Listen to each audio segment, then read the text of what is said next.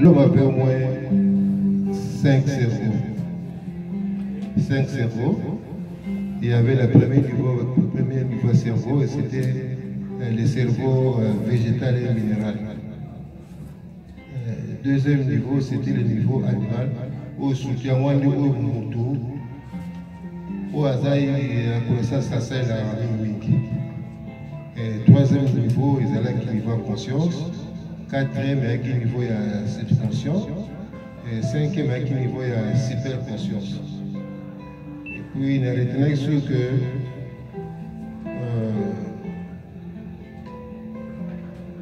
conscience, subconscience, là, supraconscience, ils ont correspondre au niveau, il y a le temple, il y a le temple ancien qui est conscience, c'est au niveau de parvis, subconscience au niveau de l'instant, et le super conscient, c'est le Saint-Destin. C'est ça qu'on a retenu. Nani sous quelque chose. Soki vous avez et ça a courage à réaliser. Nani sous quelque chose.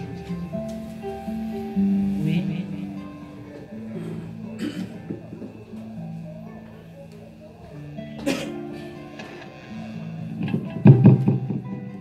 Oui, merci maître pour le micro.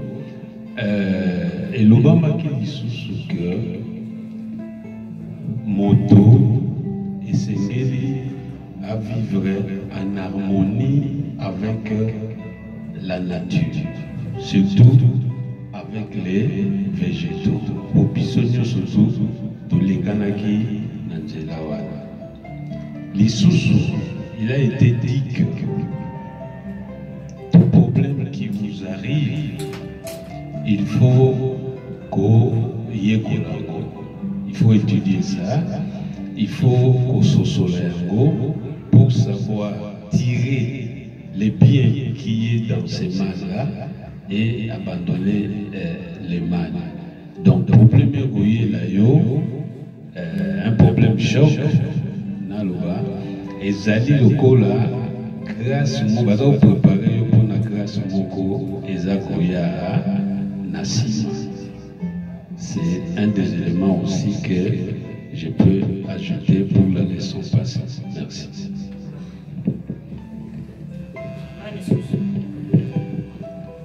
Quand maman va intéresser, aux agiteurs. Bonne-moi, bien, à libérer. Nani sous. Clément. Tu as sali dès dimanche, avec un déplacement. Je suis ici. Vous allez gagner. Quand même.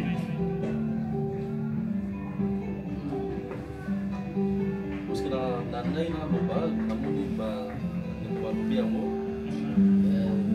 donc l'homme a 5 cerveaux.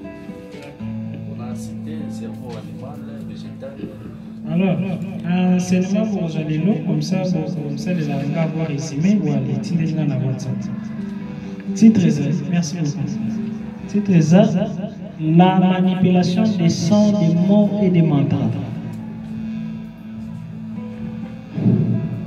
Dans le livre, il y a un Jean.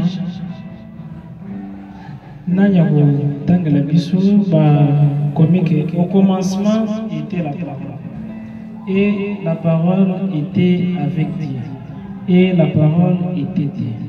Rien de ce qui a été fait n'a été fait sans lui. En lui était la vie. Et tout. Là, il y a la mission. Livre 1 Jean. 1 Jean. 1 Jean 1, ainsi de suite.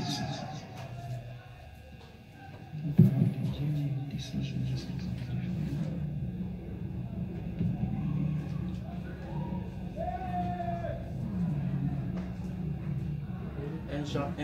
Oui. Ce qui était dès le commencement, c'est ce que nous avons attendu, ce que nous avons vu de nos yeux, ce que nous avons contemplé et que nos mains ont touché concernant la parole de vie. Car la vie a été manifestée. Non, Jean 1. Jean 1.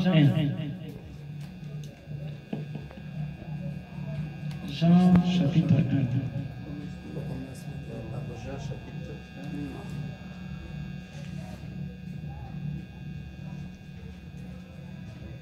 1. Au commencement était la parole, et la parole était avec Dieu, et la parole était Dieu. Elle était au commencement avec Dieu. Toutes choses ont été faites par elle, et rien de ce qui a été fait n'a été fait sans elle. En elle était la vie, et la vie était la lumière des hommes. La lumière, lui, dans les ténèbres, et les ténèbres ne l'ont point reçu. Il y eut un homme envoyé de Dieu, son nom était Jésus. Il vint pour servir de témoin. Jean, son nom était Jean. Il vint pour servir de témoin. Il y eut un homme envoyé de Dieu, son nom était Jean. Il vint pour servir de témoin, pour rendre témoignage à la lumière, afin que tous crissent par lui. Il n'était pas la lumière, mais il parut pour rendre témoignage à la lumière. Cette lumière était la véritable lumière qui, en venant dans le monde, éclaire tout homme. Elle était... D'accord, merci. C'est pour moi qu'on a vu pour la Hébreu chapitre 11. Tu vas lire la première verset. Hébreu 11, tu vas lire la première verset.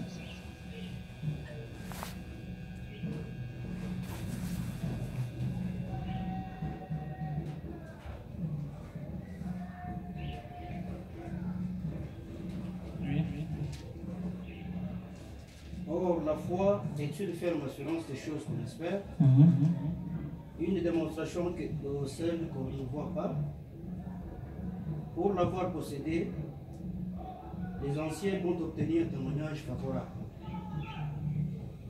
C'est par la foi que nous reconnaissons que le monde a été formé par la parole de Dieu, en sorte que ce qu'on voit n'a pas été fait des choses visibles. D'accord. Donc, il y a la partie où on a Souka. Dernier verset. C'est par la foi que nous reconnaissons que le monde a été formé par la parole de Dieu, en sorte que ce qu'on voit n'a pas été fait des choses visibles. D'accord. Merci. Voilà les versets dans Genèse côté dans le Bible. Dieu dit que la lumière soit et la lumière fut. Voilà Genèse combien? Genèse 1. Voilà le plan. Dieu dit que la lumière soit et la lumière fut. Genèse 1, 3. Dieu dit que la lumière soit et la lumière fit. Dieu vit que la lumière était bonne et Dieu sépara la lumière d'avec les ténèbres. Dieu appela la lumière jour et il appela les ténèbres nuit. Ainsi il y eut un soir et il y eut un matin. Ce fut le premier jour. Dieu dit qu'il y ait une étendue entre les eaux et qu'elle sépare les eaux d'avec les eaux. Et Dieu fit l'étendue et il sépara les eaux qui sont au-dessus de l'étendue d'avec les eaux qui sont au-dessus de l'étendue. Et cela fut ainsi. Dieu appela l'étendue ciel. Ainsi, il y eut un soir et il y eut un matin. Ce fut le second jour. Dieu dit que les eaux qui sont au-dessous du ciel se rassemblent à un seul lieu et que les cercles paraissent. Et cela fut ainsi. Dieu appela les cercles terre et il appela la mer des eaux mer. Dieu vit que cela était bon.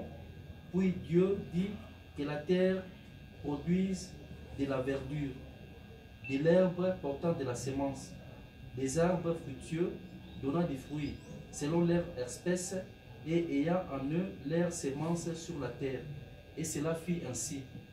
La terre produisit de la verdure, de l'herbe portant de la semence selon son espèce, et les arbres donnant du fruit et ayant en eux leur semence selon leur espèce. Dieu vit que cela était bon. Ainsi, il y eut un soir et il y eut un matin, c'est fit le troisième jour. Dieu dit qu'il y ait des luminaires dans l'étendue du ciel pour séparer les jours d'avec la nuit, que ce soit des signes pour marquer les époques, les jours et les années, et qu'ils servent des luminaires dans l'étendue du ciel pour éclairer la terre. Et cela fit ainsi. D'accord. Moi, les fondateurs, Jacques 3, 3, 10. Jacques 3, 3, 10.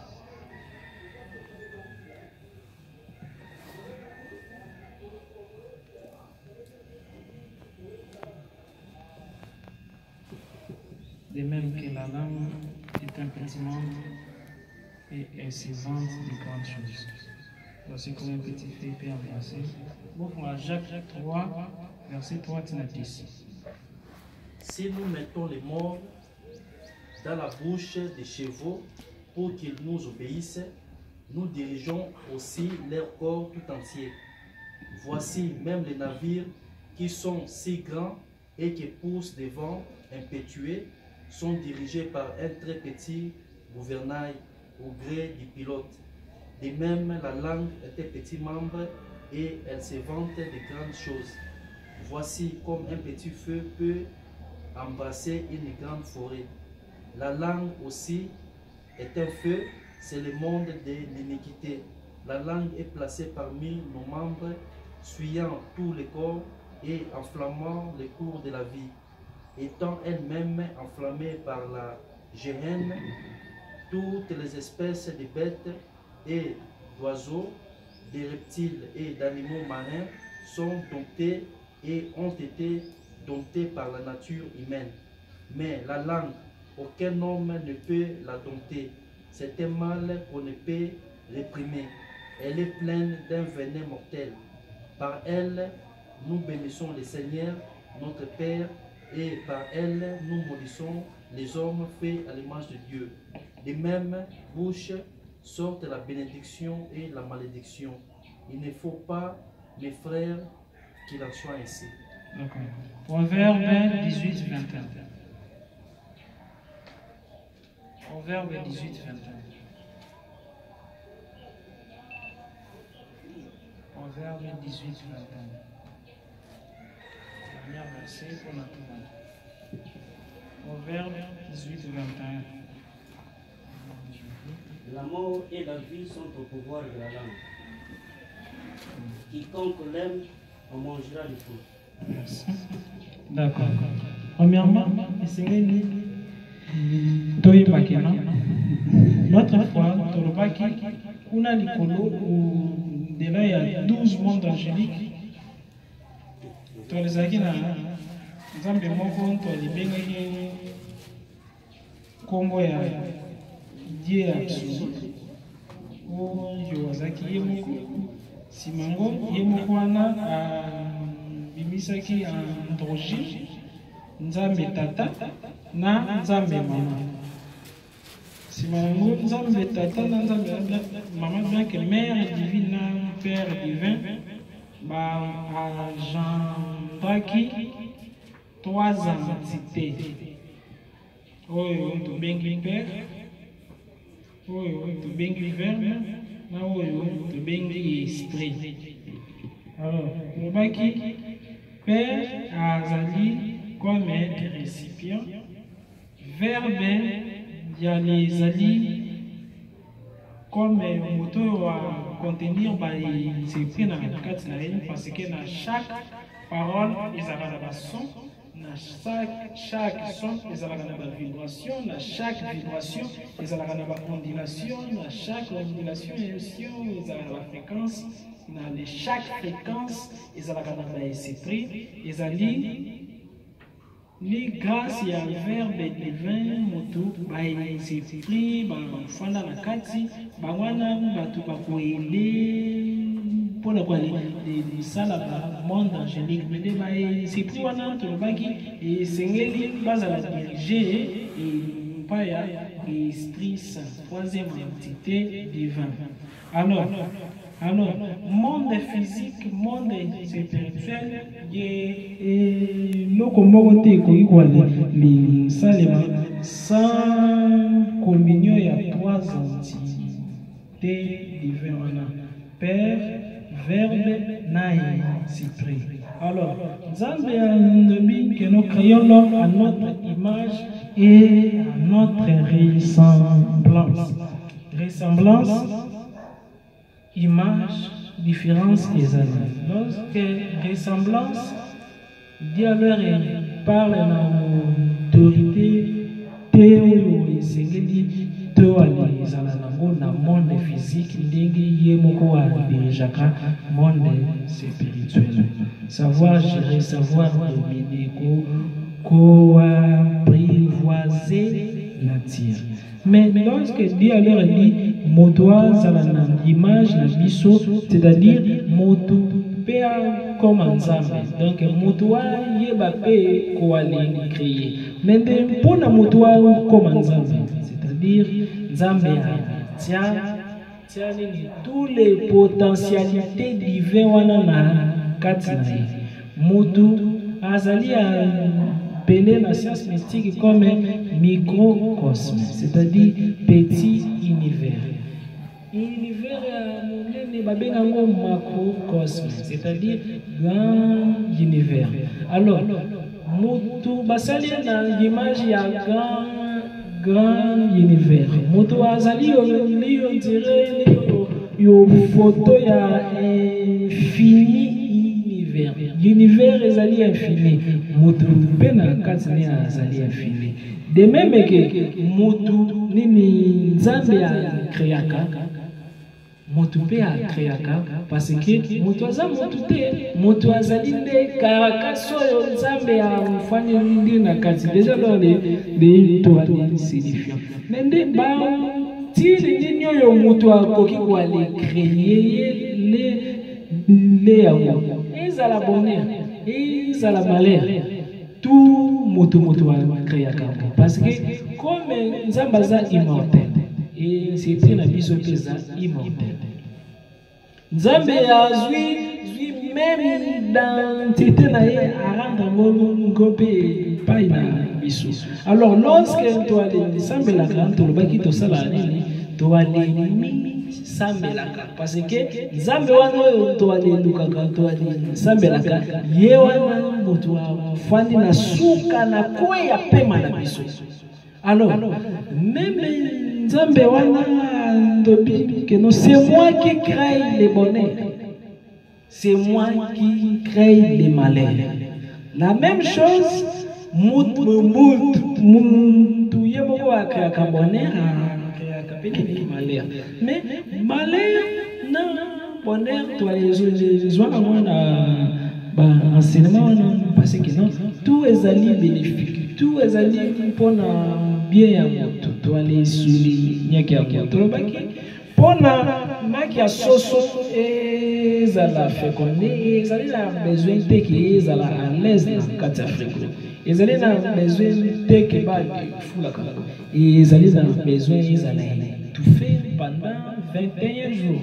S'il y a 21 jours dans numérologie, ce qui va rendre ils ont le chiffre moko, bah 2 plus 1 et ça dit 3. Par là, chiffre 3 ils allaient chiffre il y a résurrection. Réalisation jamais il y a qu'à ce qui liwa était. Donc il y a chaque fois les lumières vont apparaître et Seigneur dit toujours lumière wana fana katia ténèbres. Maintenant comment leur moto créaka na vie naie comment koki quoi les créer ba événement positif to ba événement négatif moto ya kwa les zalaka nzambe te aussi longtemps tant que yazali kwa les dotés que non nzambe wa nsambe la kalikolo azalaka te nzambe wa nsambe la kalikolo ezali kaka ye moko ezi prina ye et Seigneur dit moto ça la plus recherche concernant ici prina ye comment fonctionne mon esprit plus nazali kwa aller comprendre comment l'esprit fonctionne. Plus nazali conseiller prochaine Nzambe. Par là, Trinité wana na nzoto vers Saint-Esprit ezali classifié c'est la conscience subconscient na super conscience. Balana tolobaki conscience ezali nyoso oyebi. Nyoso yo ozali conscient nango. S'il vous plaît, j'ai ensemble la main. Alors, conscience ezali nyoso yo oyebi. Nyoso yo nano bosanité. Mais subconscient ezali de boya nyoso yo to bosana. Mais de super conscience ezali nzambe oyo alali na kati na yo. Alors, pour la créer, il y a les machines moko ya base oyo ezali na kati na biso ezali ba imagination. Et là ici, dès que lorsque tu as le verbe et là ici kakate oyo tolobaka boye. Verbe ezali aussi nyoso oyo to ali pensaka. Na loi spirituelle oyo Nzambe atiana kati ya mutu ezala na banyama. Nyoso nzete rezonaka pendant temps moko boye donné. Nyoso nyama rezonaka pendant temps moko boye donné. Nyoso mutu rezonaka pendant temps moko boye donné. Comme Jésus a dit, la nature nous enseigne et zali on dirait au fandelima qui a problème na yoana. Ceux qui osent aller voir les raisonner que non ngai suka suka bagolola ngai patron a lingangate ngai bagolola ngai kaka. Plus osent aller quoi les chauffer penser wana osali quoi les chauffer penser wana viendra un temps où yo penser wana ko les zala féconder d'abord dans le plan mental na yo parce que monde physique ezali produit à monde mental. Nyoso tozali kwali mondo yo ezali na eloko moko te seulement sans penser. Pona ba sala téléphone ezali na moto yo pensaki esengeli ezala. Pona ba sala ndako tout esalemaki na plan ya cerveau. Mais pona na simba chapeau na ngao yo jamais na kokiwa les simba liboso simba na mona penser après. D'abord penser que non, et c'est na simba. Soit qui pensait dans la wana, d'aller comme motivé, que non, na les alliés sous na doute, et qu'on allait commander bannière na pour na beaucoup été koé tombola et soit na simba. Chaque grâce aussi, chaque lokoyo doit aller où sakamo mingi na cerveau na biso et pusaka et venema wana et se matérialiser dans le monde physique na biso. Derrière chaque son ezalaka na vibration moto tambusaka ba ondulation moto tambusaka ba fréquence ba les fréquences moto et dirigeaka par ses prix. Même ceux qui n'ont les petits boys, ils allaient là-bas, c'est plus ils allaient dégager. L'univers, ils allaient plein quand c'est pris. Moutouazali, mon côté, Moutouazali, mititi, yaba, être na katinaï. Tawozali, kolobakino, ngai. Na bongi eza yo kote motozali koloba ezali na groupement moko ya baetre oyo bafana kati na yo bali lobi ke non ngai na bongi ngai na échoué parce que moto chaque cellule na yo ezali être moko ezala alors moto azali na plus de millions de LCD chaque jour les cellules kufaka chaque jour cellules botamaka la même chose na macrocosme chaque jour batu bakufaka chaque jour batu pe botamaka la même chose pe na moto ezali na baseli la cerveau ezali na baseli ya regarde ndenge ezali les autres mais nde banini selile wana nyonso bazali dirige na nzambe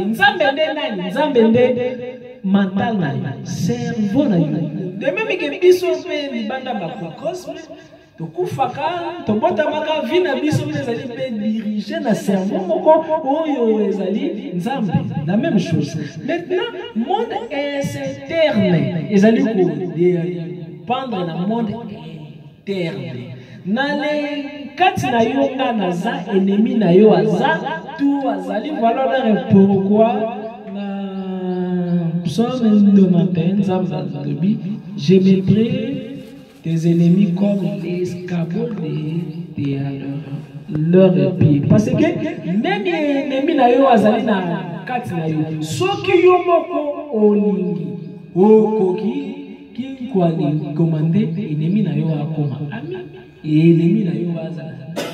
Ennemi na yo maintenant comment leur aller commander son esprit pour na leur aller manipuler ba énergie wana. Première chose, et c'est que nous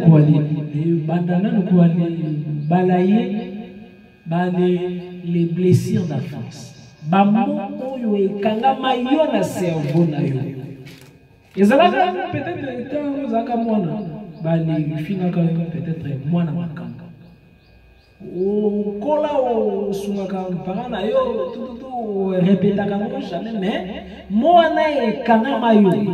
Comment on dirait les blessures intérieures.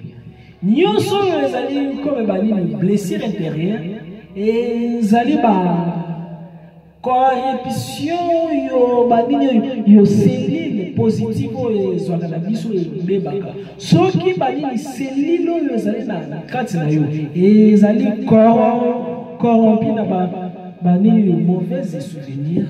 Ba cellules wana comme ange de ténèbres. C'est-à-dire balier à la connaissance du bien et du mal. Les ali sous pureté.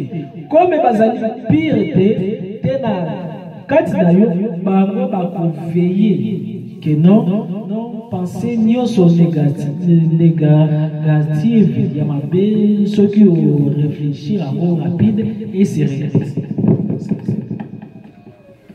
Bango ça là que non ceux qui ont pensé kaka pensée négative il y a bien leur vitesse pour les ici parce que na kati tozali na des camps ezali loi et ezali na ba cellules yo nzambe ya sala bazala kaka négative. Lorsque je parle de les cellules, il existe aussi des démons, il existe aussi être. La même chose dans chaque gouvernement, ça la majorité na opposition.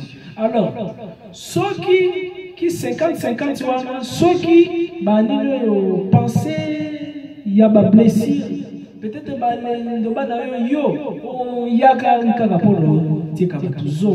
d'ailleurs papa na yo moyibi peut-être la fille va et blessé yé na kosunga kaite please moto azali na kanda vengeance please il y a les ali kaka na ba blessure intérieure please à déséquilibre ka balance ce qui est déséquilibré par là cellules négatives ceux qui votent salemi bango bakozala facilité à matérialiser négative parce que cerveau na biso soué na biso nyoso pour na se matérialiser et les kaka na faute et ezali na quand l'engrais oyo ezala kati na biso supposons soué na yo ezali ngai esengeli na zwa poste tel.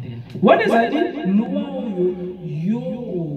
proposer dans l'assemblée kati ya macrocosme na yo kati ya esprit na yo ezali na ba DLMPT ba sénateur ya opposition na ya majorité mais sikoyo yo ne mutozali président ozui proposer loi bali voter mais kuna na kati ozali na majorité absolue. Comme vous allez la majorité à l'absoluté, voilà pourquoi la Bible dit mouvement pour la Bible, ma bonne on a allé voir les banga ya wana des allés aussi réaliser. Parce que kuna na kati na yo ezali plus ba cellule négative mutu bazali na domination. Est-ce que ezali clair? Alors, plus ba cellule négative, bazali en domination, plus il y a aussi les souhaits na yo na ba projet na yo et les zwaka vie difficilement. Première chose, c'est que nous veiller que nous aux à la majorité absolue. Ni na kosala pona ba les cellules et fona kana zoto na ba les luminer. Parce que kuna balobaka ba vivre quand même ba sier la quand même ata biso na macrocosme to les ali ba cellule ya planète Terre parce que planète Terre azali être vivant. Alors même organigramme ya cosmos ya univers ya galaxie ezali na ba même dessin que misiso ezaka biso na donc même planète Terre et Pemaka et Lobaka et Vebaka azali na ba master na ye ya ba planète planète Terre même azali même na jumelle pe na mwasi na ye. Donc c'est la leçon des êtres.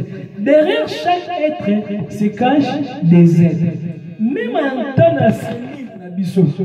ezali même na balini subcellule ba monde mususu e batami kuna donc nzamba zali tellement infini. Est-ce que nazali na nous conseiller faire comprendre jusque là hein? Alors diali sengeli toyeba ko aller longola na premier après ba les blessures intérieures nini sokisaka yo nanyo o ale garda na mo tema na yo jamais yé na bibisa yo plus yo les ali na kati na yo plus on zali kwa les changer atmosphère bénéfique yo il fallait créer na kati na yo de quoi les ala négative. Alors ce qui négative les ali na kati na yo même les bandes na yo vino pe moyen pe rayonner c'est un plan parfait, ça les des plans parfait, ça les ni et ça les nyonso yo wale pensaka ya malamu sur vie na yo parce que nzamba lobi c'est-à-dire yo olobaki